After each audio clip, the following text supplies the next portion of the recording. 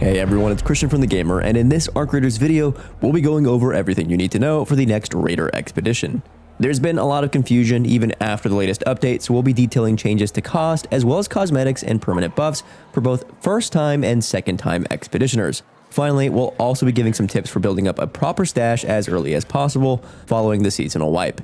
If you have any tips, suggestions, or best practices that you feel that we missed in this video, then please feel free to drop those down in a comment below. We'll be hearting each of those messages. Without further ado, let's get into the video. Right, the most important thing that we need to cover is cost. The required stash value for maximum rewards from expeditions has now been reduced.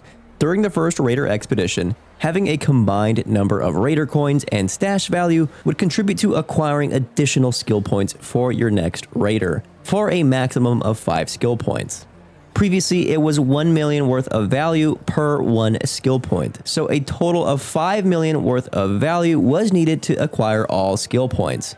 That cost has now been reduced, down from 1 million to 600,000 per skill point, meaning you'll now need $3 million worth of coins and stash value for your maximum of 5. And so here is where we need to start talking case-by-case scenarios. If this is your first expedition, you will only need to accumulate 3 million worth of coins and stash value for those 5 additional skill points. If this is your second expedition and you already received all 5 skill points from the first expedition, then once again, you will only need 3 million worth of coins and stash value to get your next 5. If this is your second expedition and you did not reach all 5 skill points during the first expedition, then Embark have introduced this new catch-up mechanic. With this mechanic, you're able to reclaim the points that you missed, either at once or over time, meaning you don't need to have your stash value for all points at the moment of Raider departure. You can get all your points over time even after the expedition. It's important to note that these catch-up points from the first expedition will also be heavily discounted, down all the way to 300,000 per additional skill point. Meaning, if you did the first expedition and only were able to get $3 million worth of coin and stash value, then you'll only need to accumulate 600,000 to get the next 2 points and catch up to the full 5.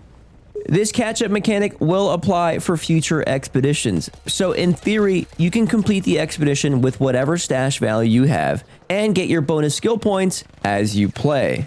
But of course, if you have the full amount ready to go, then you'll enjoy the benefit of additional skill points immediately. Embark did also note that if you do have missing points from the first Raider expedition and are embarking on the second expedition, any existing coins and stash value will first be contributed to the second expedition, and any remaining coins afterward will then contribute to those missing points in the catch-up mechanic. They also noted skill points will not be the only reward in the future, which I think is probably good, but I'm also not someone who thinks that stash value is the right choice for seasonal wipes, as it encourages gear hoarding, which I don't think is very fun at the end of a season. Now let's talk buffs and rewards. Like with the first expedition, there are both permanent rewards and buffs that activate if and only you are doing these expeditions consecutively. They're the incentives for doing them in the first place. At first, let's talk your permanent rewards. In addition to the skill points, you'll once again be receiving additional stash spaces. If this is your first expedition, you'll be receiving 12 additional stash spaces. If it's your second, you'll get another 12 for a total of 24 additional stash spaces. If it's your first expedition, you'll be getting the patchwork outfit, but for those embarking on their second, you'll get the patchwork outfit evolved with 4 additional toggles, 2 new color options, and a new scrappy outfit.